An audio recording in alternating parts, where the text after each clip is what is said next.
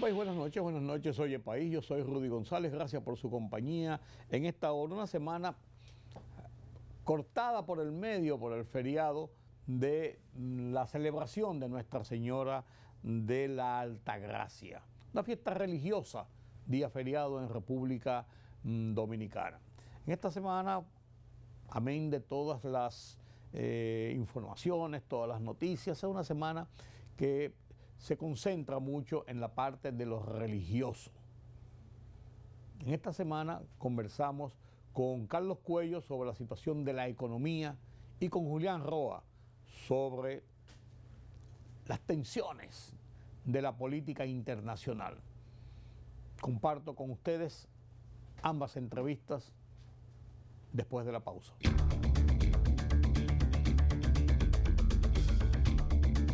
La ministra de Interior, Farideh Raful, ha hecho la acertada precisión de que no hay razones para que la sociedad monte en pánico ante las irresponsables publicaciones que pretenden denunciar que en el país hay una estructura de robo de niños para asesinarlos y vender sus órganos.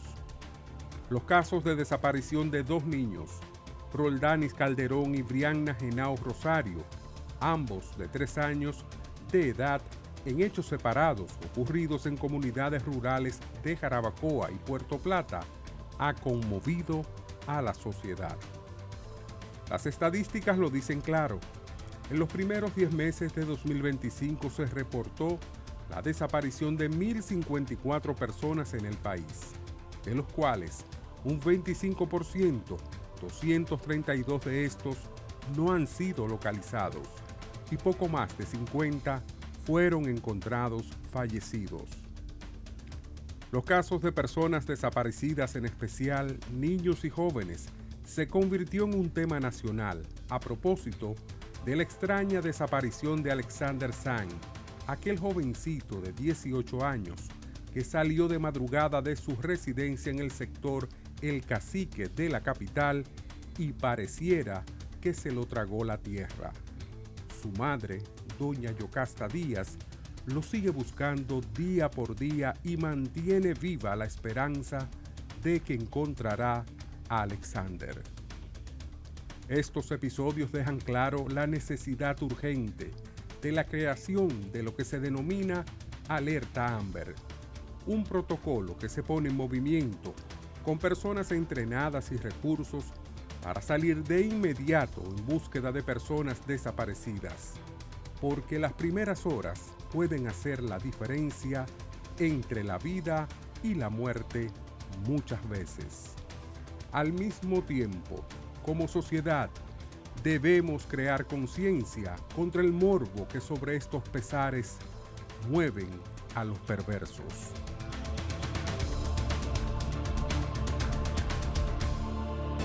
La libertad solo reside en los estados en los que el pueblo tiene el poder absoluto. Por el respeto a los valores democráticos y la dignidad del pueblo dominicano, el rumbo de la tarde, plural, objetivo, comprometido siempre con la verdad. Con Georgie Rodríguez, Rudy González y Ramón Colombo. Los poderosos ya están en el aire.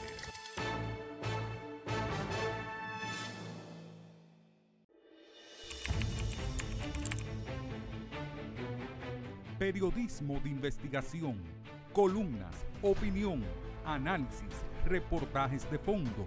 Hora por hora, una completa plataforma multimedia. Periodismo con valor. Noticias horaporhora.com.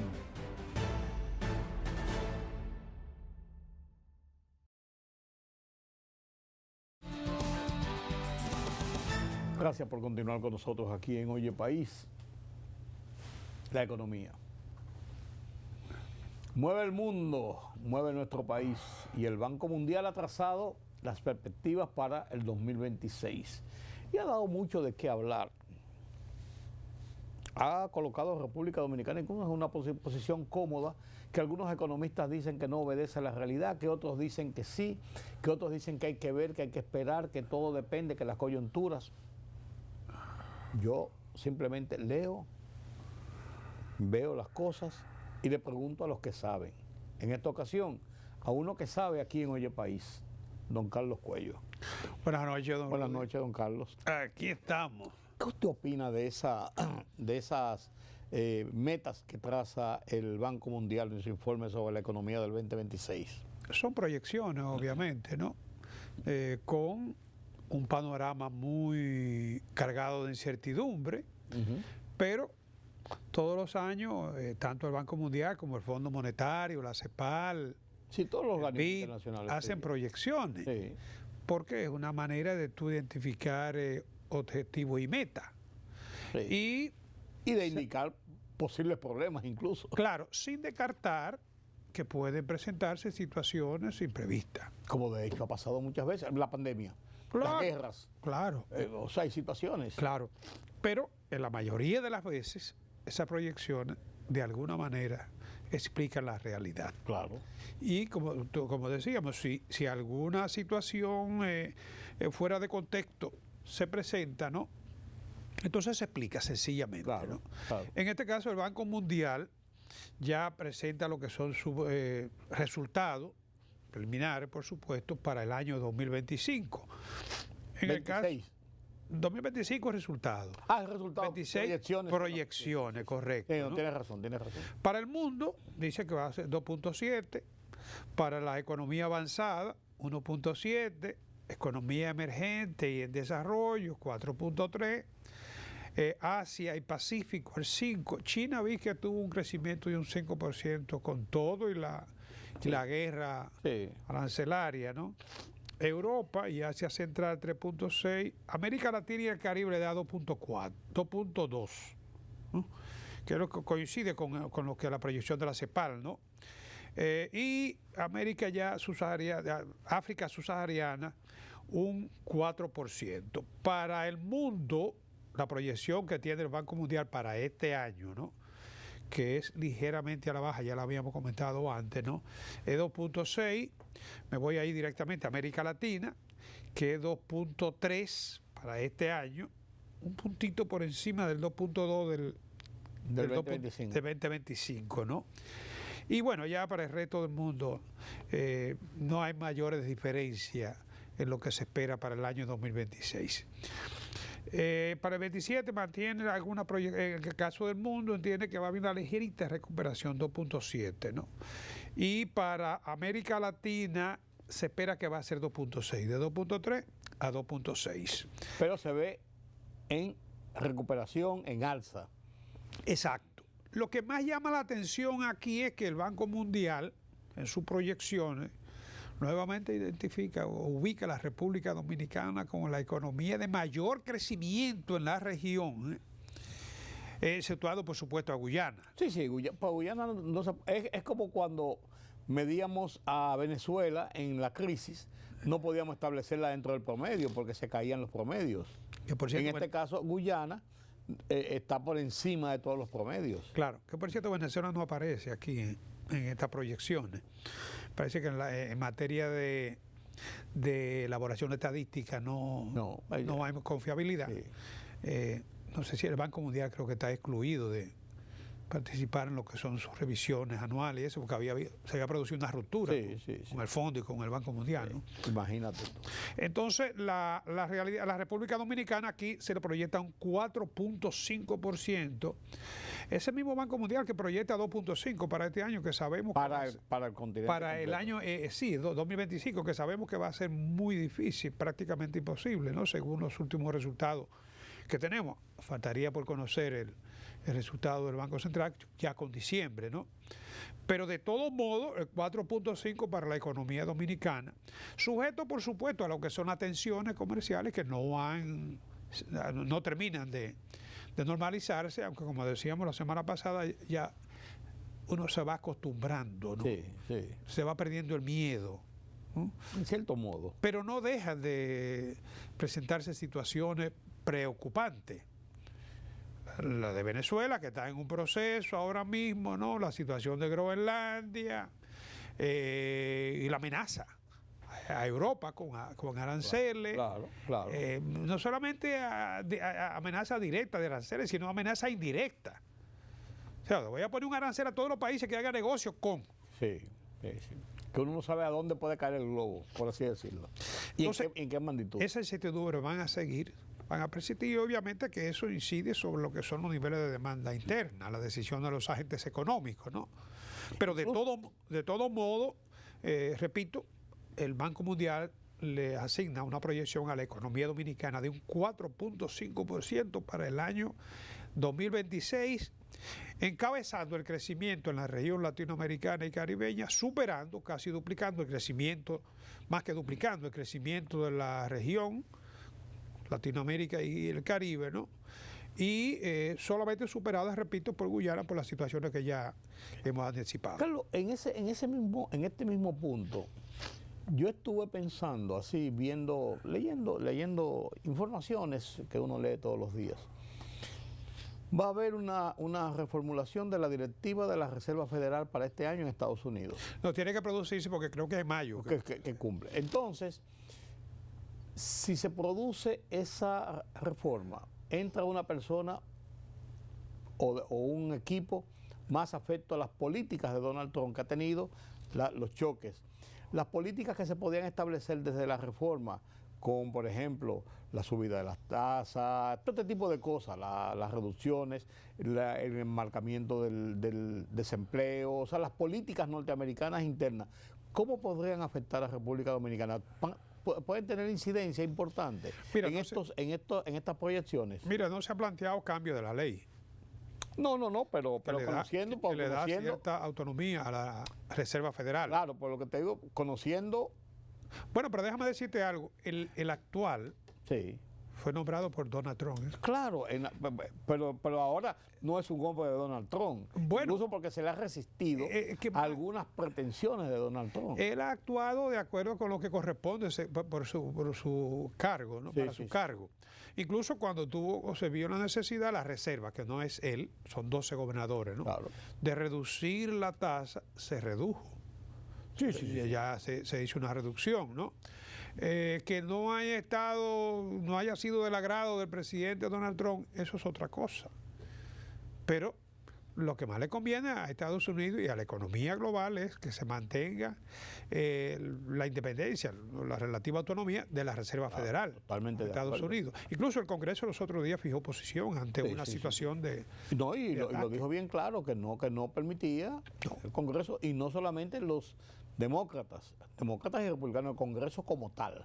Sí, vendrá un nuevo incumbente, pero son 12 gobernadores, sí. O sea, no se reemplazan todos. A todos, claro que no. Es una junta de la Reserva Federal. Una tercera parte se van reemplazando. Sí. Pero yo me preguntaba eso, ¿tendría alguna incidencia? Pensaba yo, porque hemos estado, incluso tú lo has estado mencionando constantemente a lo largo del año pasado y siempre, que las tasas de interés en Estados Unidos tienen una referencia importante en los movimientos que se hacen en República Dominicana en la tasa de política monetaria. Claro. Entonces, y eso tiene una incidencia sobre el todo y el manejo de la economía en el país. El simple hecho de que se produzca el cambio y de que los mercados esperen la reacción, o sea, las decisiones que va a tomar la Reserva Federal con un nuevo incumbente, eso de por sí te manda señales que podrían impactar los mercados financieros. Sí.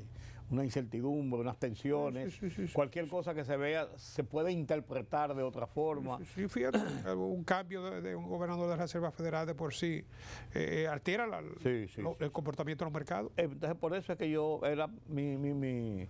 En este caso ya se ve venir. Sí. Ya se sabe que por lo menos el conflicto se va a subsanar porque el choque actual ya fue un choque de trenes. Si se produce una reducción a la tasa, que es lo que el presidente Trump está exigiendo que se haga, entonces eso no podría favorecer a nosotros. Pero aquí va a depender mucho de la confianza de los mercados.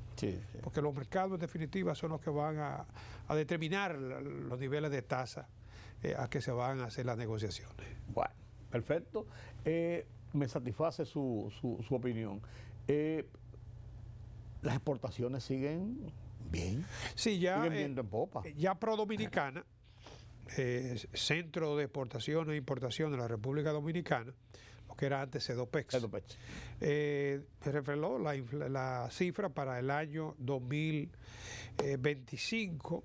El país exportó 14.645.2 millones de dólares. Ese resultado representaba un aumento de un 13.4%, equivalente a una variación de 1.731 millones de dólares. Son buenos. Sí, las nacionales fueron 5.480. Las nacionales siguen representando alrededor del 40%. Y alrededor del 60% son de la zona franca, ¿no? Pero las nacionales crecieron un 36.8%, impulsada por el oro. Sí, eso te iba a decir, el oro. 2.832 millones, o sea, el oro. El oro solo tuvo un crecimiento. Sin el oro, el crecimiento de las exportaciones nacionales hubiese sido ya un 21.6. Como quiera, fue un buen año para las exportaciones nacionales. La zona franca, repito, 8.604.6. Un 59% bajó la participación relativa de zona franca, que se ha situado en algunos casos hasta en un 65, la 2/3 parte. Pero al subir la nacional, impulsada por el oro, claro, obviamente que la ponderación de la zona franca se modificó, ¿no? Pero que siguió en crecimiento también. Claro, exacto. Alrededor del 75% de la zona franca fue a Estados Unidos. Y hay que pensar que las zonas francas se están diversificando cada vez más en la República Dominicana. Su crecimiento fue muy lento. Sí. Ha sido sostenido, pero fue muy lento este año, ¿no? Estados Unidos mantuvo una posición dentro de lo que son las exportaciones dominicanas, 7.125, o sea, casi la mitad de las exportaciones dominicanas. Y como te decía, el 75% de zona franca van a los Estados Unidos, que es nuestro principal socio comercial. A la India, que se está refinando el oro, fue un 11%, o sea, unos 1.611.5 millones de dólares. Y Haití, 1.202.9 millones, 1.203 millones. Sigue siendo el tercer socio comercial. Un punto importante. Con una característica que cualquiera quisiera tener con un socio comercial, es que la balanza comercial entre República Dominicana y Haití favorecen un 99.5% a la República Dominicana. Claro. Esa es la parte bonita de Haití. Claro, indudablemente, claro. Oye, más de 1.000 millones exportaciones formales. Sí. Que en las informales debe haber más de 20. Igual y cuidado. Y entonces, fíjate, una balanza comercial con el 99.5%. A favor de República Dominicana, solamente 0.5% importación procedente de Haití, ¿no? Bien, ese es el panorama de las exportaciones. Ojalá y este año se pueda mantener ese ritmo, o yo te diría, o hasta igualarla, porque en el caso del impacto del oro, esto básicamente es efecto precio. Sí. Más de $4.500. Claro, y se mantuvo. Hubo un momentico que bajó un chin, pues volvió y subió, o sea, se mantuvo en un nivel a lo largo del año por encima de los 4.000 millones. Por eso de los 4.000 500 millones de dólares. La onza Troy. Sí. Ese es el panorama con respecto a las exportaciones. La Dirección General de Impuestos Internos hace una revalorización, por así decirlo, de la vivienda. Sí, así lo establece la ley. Así lo establece la ley, que se deben ajustar en función de la inflación los valores. Por una sencilla razón, no es lo mismo 1 millón de hoy que 1 millón de 5 o 10 años después, ¿no? Claro. Entonces se deben hacer ajustes, lo que le llaman indexación, ¿no? El parámetro aquí es la inflación. En el caso de la vivienda de bajo costo, que tiene una serie de incentivos, exenciones impositivas, devolución del ITEVI para las empresas que digamos, atienden ese sector, ¿no? Se aumentó de 5 millones, era de 5.450.851,12. En vez de 5.193.6 que era antes. O sea, tuvo una variación aquí para el 2026 de 257.195. O sea, esa vivienda, que repito, era de 5.450, de 5.193 a 5.451. O sea, ahora ese valor se aumenta, ¿no? Sí, es como el valor consecuencia de la del variación en los costos también, ¿no? Y en el caso del IPI, que es otra cosa, vivienda que no pagarían IPI, ¿no? Sí. El valor se aumentó de 10.190.8 a 10.695.5. Que es la parte exenta. Exacto, o sea, A partir de ahí es que se paga el impuesto. unos 504.661, es el 5% del 4.95 de la inflación del año, ¿no? Donde no se ha tomado ninguna decisión desde el 2017 es en el de los salarios, que se mantienen en 416.220. Eso es un salario promedio de unos 35.000. alrededor de 35, ya debería ser 50.000. Se hablaba de 52. Ajá, sí, esas fueron las últimas estimaciones. Si se hubiese mantenido desde el 2017 acá, ya son 7, 8, 9 años. 9 años. Que no se realiza, aunque la ley lo contempla, ¿no? Pero se ha mantenido congelado y ahora el gobierno alega que, como no se ha aplicado la reforma fiscal, dejaría de recibir unos 18.000 millones de pesos, según las estimaciones, ¿no? Había que netearlo, como lo que tú decías. Sí. Una parte de eso va al consumo y en el consumo vienen otros impuestos directos. Pero bueno, esa es la estimación que se hace en términos de, digamos, de lo que dejaría de recibir. De número, sí. Exacto. Entonces, estaría condicionándolo a que se elabore la reforma fiscal que se viene proponiendo año tras año, ¿no?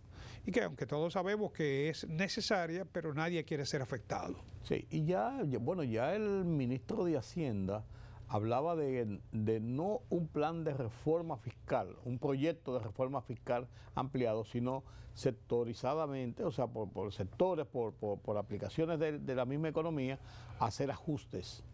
Pero no un plan, que no es lo que estaba contemplado. Un gran plan de reforma como lo que se estableció en el 2023, acuérdate, Ya el 2024. ya se sabe por dónde es que tiene que ir. Eso está más que discutido. Ya, claro. Y la anterior incluso era la mitad del déficit que estaba. Sí, se estaba hablando de 121.000. Sí, la mitad del déficit es lo que estaba buscándose corregirse, ¿no? Que era el déficit total eran 240 y pico mil. Exacto. Y se estaba hablando de recaudar. Y se estaba diciendo ahora que un plan que había de reforma en algunos sectores apenas era para 80 y tantos mil, 90.000, todavía por debajo de la de 121.000 que se había propuesto a finales del 2024. Claro, también la reforma establecía, se quedaba corta, sí, pero debe contemplarse la simplificación de la estructura tributaria. Eso yo creo que va a ser vital. Y también que los mecanismos del cobro garanticen una mayor eficientización en las recaudaciones. Sí, porque cuando ponen muchas restricciones y aprieta mucho, entonces eso produce más elevación. Sí, incentiva la evasión. Claro. Para comenzar por ahí, no puedo pagar. Claro. Entonces, te buscas la fórmula y aparecen unos genios por ahí que te dicen, está puro que yo tengo una gente ahí adentro, yo te ayudo con esto y aquello. Y viene esa informalidad. Siempre va a subir. Sí. Bueno, pero no que sea la norma. Ah, claro. Que es lo malo. Claro. Que sea la norma, sino que siempre va a pasar eso. Sabiendo dónde está el incentivo y pudiendo corregir la vía. Claro. Pero hay que empantalonarse y tomar medidas. Solamente el hecho de decir reforma fiscal ya espanta a la gente, a los sectores. Sabemos que es necesaria. Todo el mundo lo entiende y nadie la quiere. Nadie la quiere. O otros la quieren simplemente como la inyección, que no se sienta el pinchazo. Es como la corrupción. Todo el mundo sabe que está ahí, pero nadie la combate. Exacto. Gracias, don Carlos. Gracias a ustedes por acompañarme en este conversatorio con Carlos Cuello sobre la situación de la economía. Permítame la pausa. Política, economía, sociedad. Los temas del día a día los contamos con claridad y con precisión. Recuérdate que el ITEVI se aumentó a un 18 para bajarlo a un 16. Sí. Una libertad de prensa que ellos no manejan y de expresión. Hay una especie de experiencia frustrada de la OEA en Haití. En Oye País, información veraz, periodismo con valor. Oye País, de lunes a viernes a las 12 de la medianoche por Color Visión. Siempre lo mejor. Periodismo de investigación, columnas, opinión, análisis, reportajes de fondo. Hora por hora, una completa plataforma multimedia. Periodismo con valor. Noticias horaporhora.com.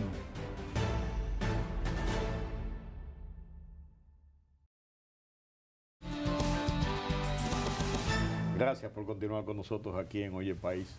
La verdad que peluche es una cura, pero ni modo, ni modo. Ustedes dirán que cada vez que yo comienzo un bloque hablo de peluche, pero es verdad, es una cura, es una cura. Analizamos con Julián Roa la política internacional, qué está pasando en el mundo. Temas recurrentes, pero cada día tienen matices. El caso, por ejemplo, de Venezuela. Delcy se acomoda cada vez más. María Corina Machado, después del FAO de la semana pasada, yo le llamo un FAO con mucho dolor, no se sabe realmente hacia dónde va. Pero Donald Trump mandó al jefe de la CIA a conversar con Delcy Rodríguez. Uno se queda con la boca abierta. La lucha contra el jefe de la CIA. Dios mío, hay que estar vivo para ver cosas, ¿no es así, don Julián? Buenas noches. Buenas noches, don Rodrigo. La verdad que hay cosas que sí. en octubre o en noviembre del año pasado, hace 3 meses, uno no la pensaba. Inimaginables. Por lo menos en esas dimensiones. Aunque yo le había asegurado a usted, y no me siento orgulloso de eso, de que las amenazas de Estados Unidos no eran para amenazar, que ellos iban a actuar. No, claro. Pues uno pensaba en un, por ejemplo, ver a Delcy Rodríguez sentada con el director de la CIA. Sí. Conversando de tú a tú, un cafecito. Ha sido una medida inteligente, tanto para Venezuela como para los Estados Unidos, porque lo otro era una guerra civil. Sí, claro. Lo otro hubiera terminado Estados Unidos muy mal. Va a terminar mal la imagen de los Estados Unidos contra el multilateralismo y el respeto a la soberanía y a las reglas internacionales, pero una guerra civil hubiera sido un verdadero desastre. Y eso no pudo haberse hecho con Maduro, eso que se está produciendo ahora. Parece que Maduro definitivamente entendía, que Maduro es sumamente terco, hay que decirlo. Posiblemente sea el menos preparado de esa cúpula del PSV y del chavismo. Bueno, por eso fue presidente, hay que decirlo. Maduro no era el candidato a la presidencia, fue escogido por Chávez. De las cosas que pasan, hay que decirlo. Y por supuesto por Chávez y su abogada. La abogada de Chávez nada más y nada menos que Cilia Flores, que luego terminó en el 2013 casándose con Nicolás Maduro. Significa que todo se cuadró, pero parece que las negociaciones con Estados Unidos, que no se producen ahora, hay que decirlo, vienen produciéndose el gobierno de Biden. No había solución con Maduro. Al final terminó de manera extraña habiendo solución y acuerdo con el ala más radical del PSV, que son los hermanos Rodríguez, tanto Delcy como Jorge, que vienen de la izquierda tradicional venezolana. Y yo leía un artículo en el periódico El País de fin de semana que decía que la incógnita es Diosdado Cabello, sigue siendo Diosdado Cabello. Diosdado Cabello es un preso a tiempo. De confianza. Pues sí. Como dicen. No creo que haya algún tipo de negociación entre Estados Unidos y Diosdado Cabello. Es un tiempo de decir cuándo Estados Unidos decide encauzarlo, que ya está encauzado, decide o que él se entregue, que eso es posible, o algún tipo de salida de Diosdado Cabello. Pero él no, en el posible escenario futuro de la gobernanza en Venezuela no está Diosdado Cabello, no está en ninguno de los escenarios. O sea, se puede decir que disfrute todavía su libertad. Así es. Será un tema de tiempo, a menos que las negociaciones sean tan favorables a Estados Unidos que decida. Recuerde que Estados Unidos, el procurador general es asignado por el presidente de la República, designado. Aunque es ratificado por el Senado, es a instancia del Poder Ejecutivo. Como en la generalidad de las democracias. Y allá no se da esa idea de una independencia plena. Recuerda el caso de que Eric Adams, el alcalde de Nueva York, después de ser investigado, el presidente le pidió... Y solicitud de enjuiciamiento. El presidente le pidió al procurador que retirara las acusaciones. Eso puede pasar ahora con Diosdado Cabello también. Va a depender del tipo de negociación a que se arribe. Pero lo cierto es que todo indica que hay un acuerdo y que se va desmontando ese gobierno del madurismo. Pareciera ser que con María Corina Machado le pueden, yo estoy lucubrando, Sí, claro. le pueden haber dicho, mira, lo tuyo va a venir, Sí. pero vete al paso. Ujú. Porque no podemos, vamos a ir resolviendo esto para poder hacer una Sí. cosa bien organizada. Pienso yo, eso podría ser. Lo que a mí pareciera ser, lo que a mí no me gusta o no me ha gustado son los términos que se han usado Claro, y las formas que yo creo que no merecía claro. una líder de esa naturaleza. Le guste a uno o no le guste, pero ella hizo su lucha y ella tiene sus méritos. Claro.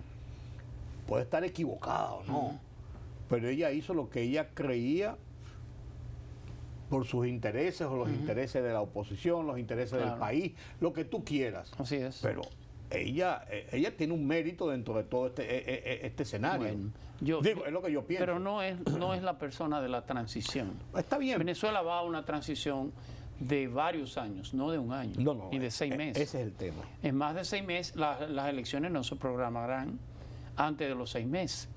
Primero hay Y que cuidado. tener unas condiciones mínimas en Claro, Venezuela. claro. Este tema de los indultos, de la liberación de presos políticos reales en Venezuela. Mucha gente que protestó en la calle y terminó cogiendo 2 años de cárcel Sí. o de condena. Y hasta más. Y más, gente que sencillamente escribió en contra en la prensa terminó en las cárceles. Sí. Es innegable que hay presos políticos en Venezuela. Esta liberación va a permitir negociaciones ya con la parte disidente, con la parte de la oposición y con la dirigencia en Venezuela. Porque una cosa es ser opositor y otra cosa es estar en el exilio. En el caso de María Corina, difícilmente vuelva a Venezuela en estos tiempos.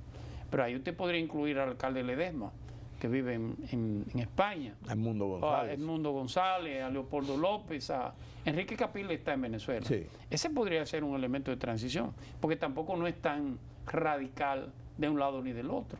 Recuerde que él fue el gobernador de Miranda. Sí. Y fue candidato presidencial. Sí, contra Hugo Rafael Contra Chávez Frías, Chávez. con un liderazgo real.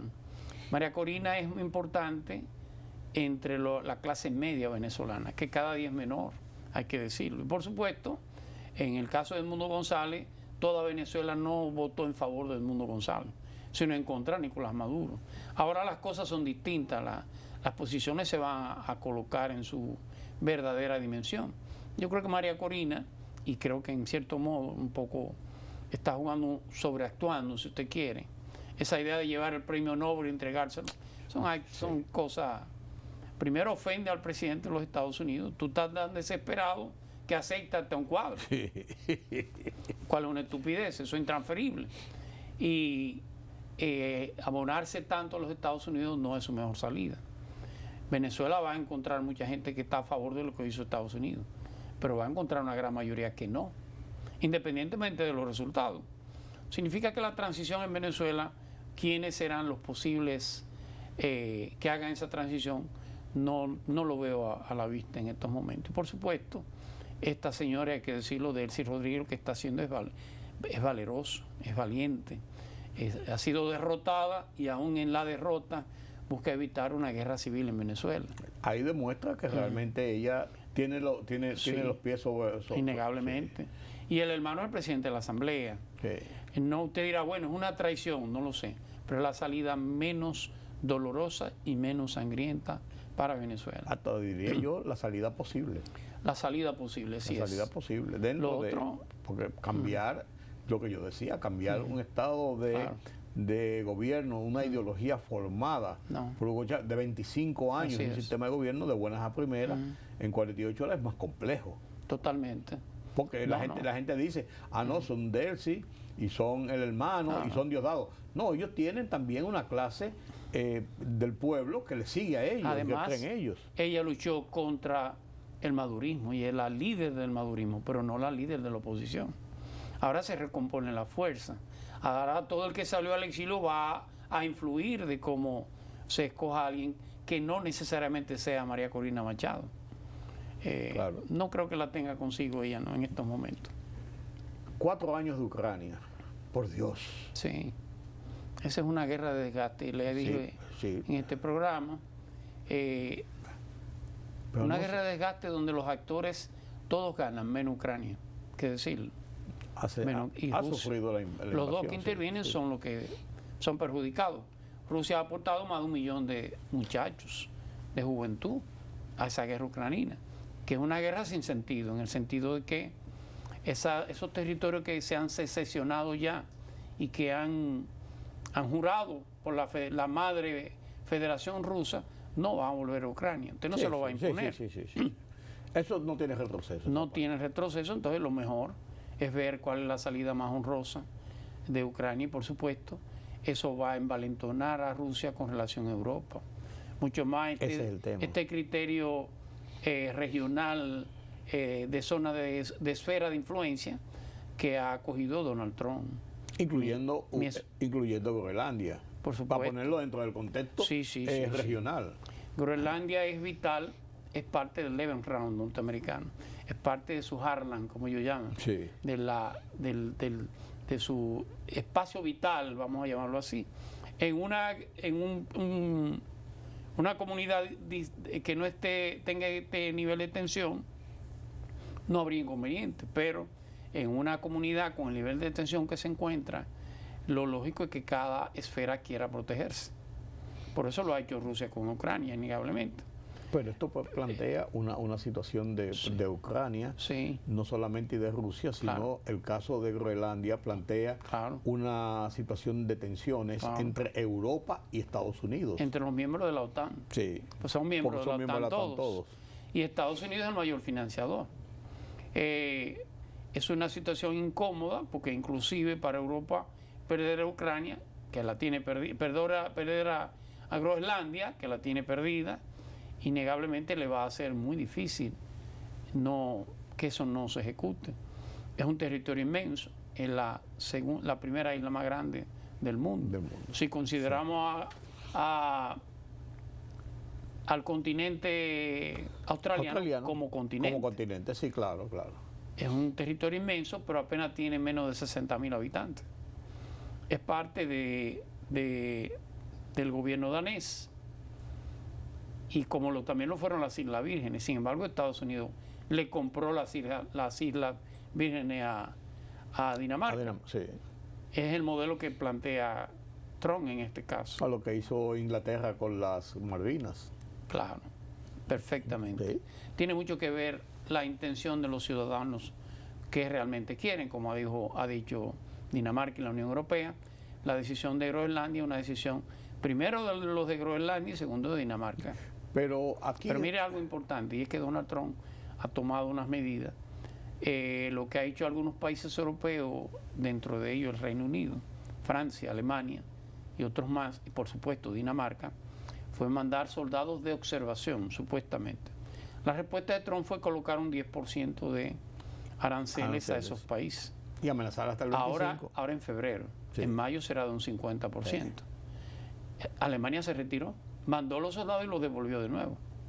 Es una situación muy incómoda, muy difícil. Pero ahí China y Rusia, ¿qué papel juegan? Porque la acusación de Estados Unidos es que no quiere perder su área de influencia geopolítica en esa zona porque China y Rusia viven medrando en el entorno de Groenlandia. Bueno, ante una ausencia de la comunidad internacional, ya lo vimos, ante una ausencia de los mecanismos de control a nivel internacional, no hay árbitro.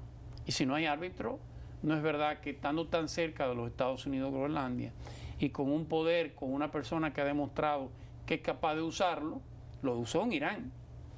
¿Por qué no hacerlo? O lo usó en Venezuela en este caso, pero ya su poder destructivo lo usó en Irán. Sí. ¿Qué significa esto? Que difícilmente eso va a pasar por una crisis internacional. Las negociaciones tienen que estar fundamentalmente con China, más que con Rusia. Sí. Rusia tiene un premio, que es la secesión de Ucrania. El premio o la compensación sería con China. Pero me atrevo a ser pesimista con relación al futuro de Groenlandia. O se la venden o se la venden. Bueno, lo digo que por las buenas o por las malas. O sea, que hay una decisión tomada. Sí, que hay una decisión tomada. Sí. Por las buenas o por las malas. Lo ha dicho y lo ha repetido. Este es el periodo de Trump. Posiblemente dentro del periodo democrático de inicio de la década del 60, del siglo pasado hasta el día de hoy, es el gobierno más militarista que hay. Los gobiernos de Nixon, los gobiernos de Kennedy, aunque tuvieron el tema de Vietnam, respetaban más la comunidad internacional. Claro. Con este no hay respeto a nada. Definitivamente. Ni a la OMC para el tema comercial, ni a nada. Pero mientras los Estados Unidos saben muchos frentes, está el frente de Groenlandia y la situación ruso-ucraniana, que ellos tienen una participación directa. Sí. Pero está el tema Venezuela, que ya lo tiene más o menos encapsulado, bajo un control de la administración. Sin embargo, está el problema de Irán.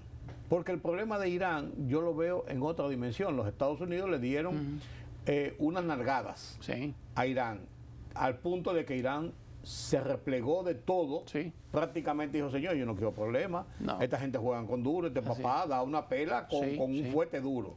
Entonces se retiraron. Sin embargo, la situación interna que ha ocurrido en Irán se lo han cargado también a una situación externa que la ha exportado y ha llevado a este nivel, porque ha sido una explosión que no se había visto en Irán de esa forma. O sea, recordamos la primavera árabe. Y entonces, ahora, ¿cómo queda ese tablero político en Medio Oriente cuando el tema de los judíos con Hezbollah, con Hamas, ha estado un poco más reducido? Bueno, ya Gaza tiene un presidente, se llama Donald Trump. La Comisión Especial para Gobernar Gaza la dirige primero Estados Unidos. Eso es increíble. Y tiene una comisión operativa donde están, una comisión técnica, como ellos le llaman, donde estaba Will Wilcott, que es el enviado especial, está Jared Kushner, que es también, por cierto, nuero de Donald Trump, y ahí va algunos países árabes, pero hay un control ya. Bueno, la comisión debe comenzar a funcionar en los próximos días. Ya en los próximos días, claro. Pero, ¿qué va a pasar con Irán? ¿Y qué repercusión puede tener esto en la zona, pero también en las relaciones de Estados Unidos con la zona? Irán es un país que no es ni es Gaza ni es Venezuela. Es un país a tomar en cuenta. Claro, eso es otra cosa, La Parsi o la Persia, como se llamaba inicialmente, fue el gran imperio de siglo XII, siglo XIII. El imperio de los Daríos, siglo IV después de Cristo. El imperio de los Daríos, por supuesto. Lo que pasó en Persia es que a partir del final de la Primera Guerra Mundial, Occidente tomó control de ella, sobre todo Inglaterra y parte de Estados Unidos, hay que decirlo. Inclusive colocan como rey, hay un militar iraní, Reza Pahlavi, que es un militar, y la cúpula religiosa de Irán le dijo, no, es que nosotros nunca hemos sido gobernados por militares, a nosotros nos gobierna un rey. Pero eso no es problema. Si es un rey, yo soy rey. Le ponemos un rey. Y es el primer Shah que tiene Irán. Shah lo que significa es rey. Al final ese rey termina conformando, y en eso tuvo mucho que ver Inglaterra y tuvo que ver los Estados Unidos, conformando un partido único, que fue el partido Baas, que lo conforman en dos territorios diferentes. Lo conforman en Irán y lo conforman en Siria. Son dos partidos únicos. De mayoría, en el caso del partido Baas de Irán, de mayoría chiita, con una alta presión de la iglesia del Islam, fundamentalmente.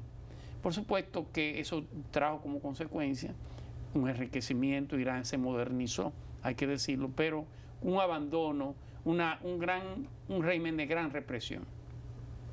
Quien lideró la oposición a esa represión fue un imán iraní llamado Khomeini. Los ayatolás. Los ayatolás que viven en París, y termina en 1979 ante esa represión, luego llegando a Irán y cambiando todo el modelo iraní de ese capitalismo rampante, pero bajo el control del rey, a un país teocrático, donde gobierna la Shura, como ellos le llaman, o gobierna el Corán. Ahora, ¿qué pasa de en adelante? Ese modelo, estamos hablando del año 79, estamos en el 2026. Ese es un modelo agotado también. Pero encima de eso, Irán se convierte en el gran exportador de su religión, el gran exportador de su hegemonía religiosa. Los iraníes son chiitas, son radicales, son chiitas, mientras la mayoría del mundo musulmán es sunita.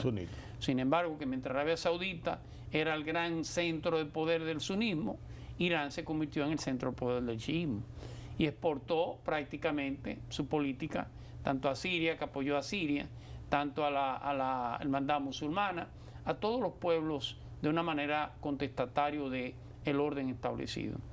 Eso trajo como consecuencia todas las sanciones que ha tenido Irán con el inicio de su industria nuclear, de su empresa nuclear, que ha dicho que no es con fines militares, pero dicen los científicos, el enriquecimiento de uranio, si es con fines comerciales, no pasa del 10%, el 12%. El 90%. Ellos lo beban un 90%. Eso nada más tiene un solo objetivo, que es la creación de un arma nuclear. Significa que Irán tiene en los últimos 20 años bajo unos embargos terribles, unos embargos que no, y ha llevado a un empobrecimiento, más las represalias dan como consecuencia esta explosión actualmente. ¿En qué va a terminar eso? Hay una intención de Estados Unidos de regresar, a hacer volver al príncipe heredero, que Mohammed Reza Pahlavi, sí, que es el hijo mayor del que era del Shah de Irán. Pero parece que la mayoría, aunque hay un cambio que se busca, no necesariamente con líderes de afuera, posiblemente se siga manteniendo ese poder esa teocracia cambiando de gobierno, que es lo que se busca. Es algo que usted ahora mismo decidir pase a dónde va un poco complicado. Van más de 5.000 muertos, hay que decir. Sí, muchos muertos. Sí. Todo el que ha salido a la calle. Los ejecutaban. Claro. Bueno, los ejecutaban, a los que arrestaban los ejecutaban en la calle. Sí, así es. O sea, para que no hubiera dudas de cuál era la represión del régimen. Claro. Vamos a ver cómo sigue el mundo, Julián. Tenemos para la semana próxima Haití. Y lo dejo para la semana próxima porque estarán algunas definiciones quizás hacia dónde va Haití después de la conclusión del 7 de febrero. Del mandato. Termina el 7 de febrero, el año que viene. Por eso te digo, va a haber una definición de hacia dónde va esto.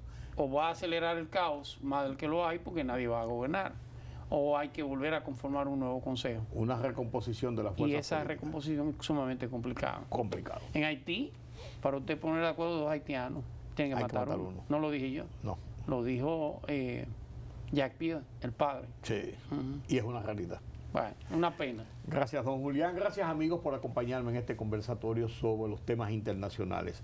Dejamos sobre la mesa la situación interna de Estados Unidos después de la crisis provocada por la muerte de esta señora Good en Minneapolis y la situación de Haití. Será tema de la semana que viene. No me cabe dudas. ¿No es así, don Julián? Así es. Gracias por acompañarme. Yo soy Rudy González. Pasen un feliz resto de la noche.